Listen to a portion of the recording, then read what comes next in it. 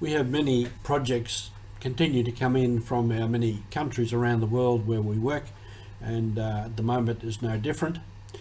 We're approaching Christmas, and as I said previously, we're here in Australia. A lot of times we spend a lot on Christmas that maybe we can ask, do I really need to spend that on ourselves? I knew a family years ago who said, we're not going to give presents, we're all going out for a picnic together and enjoy the family and company. And that's remarkable. So a lot of times we give presents and we buy presents. We don't really need them. So anyway, generosity for Christmas. This is Mission Alive from the MSC Mission Office, and this is Roger. I want to speak a little bit more about some of our projects.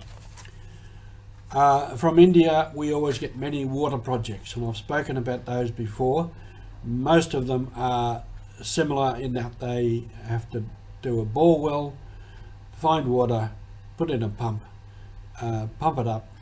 A lot of times it needs filtration through reverse osmosis, then pump it up to a tank and reticulate it to a point where people can obtain it. So there's always plenty of those, and there's always plenty of room for water projects, and water projects is our big project. One I'd like to speak of that we don't get many donations for is health and education for youth.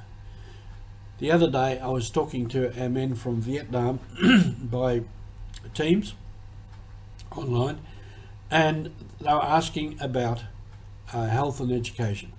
Now, we have given them some money for health, not a lot, and it's at the discretion of the director in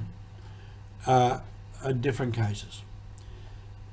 Education also, they did things for individual students, helping them through high school, helping them through different aspects of their education, and these have been very good. However, the difficulty is, two difficulties in this: we don't get a lot of funds for health or for education. Secondly, in Vietnam we don't have established organisations or institutions for health and education. And that's partly because of the political situation there. Is as a new religious congregation in Vietnam, we are not recognised by the government. So we can't set up an MSC school or an MSC health clinic or something. Not like a while back in Papua New Guinea in Lae, we helped an African sister, Sister Pauline Umpongo, who's a paediatrician, and she runs a clinic, a paediatric clinic there in Lae, and she asked for specific medicines and equipment. Now this is an established institution. Apart from that, as is happening in Vietnam, there are no end of people wanting school fees, no end of people needing health needs. So there's no limit. So in one sense it's very difficult to help them to do what they want to do there. However, I put this out that some people may want to specifically help health in Vietnam or education in Vietnam, or health generally, because there are many health needs around the world in places where we work, and there's always a great shortage of funds for the health. Again, for schools and education in India, we have been able to help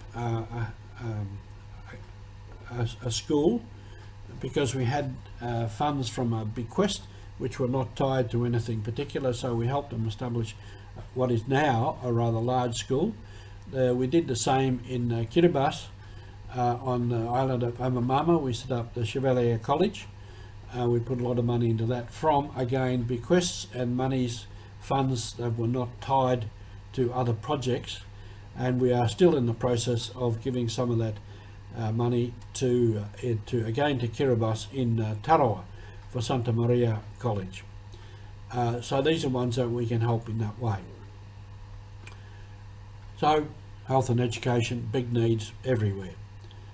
And this is part of our mission in those ways to give people a better life and a more decent life. And that's a mission worthy of supporting. Thank you.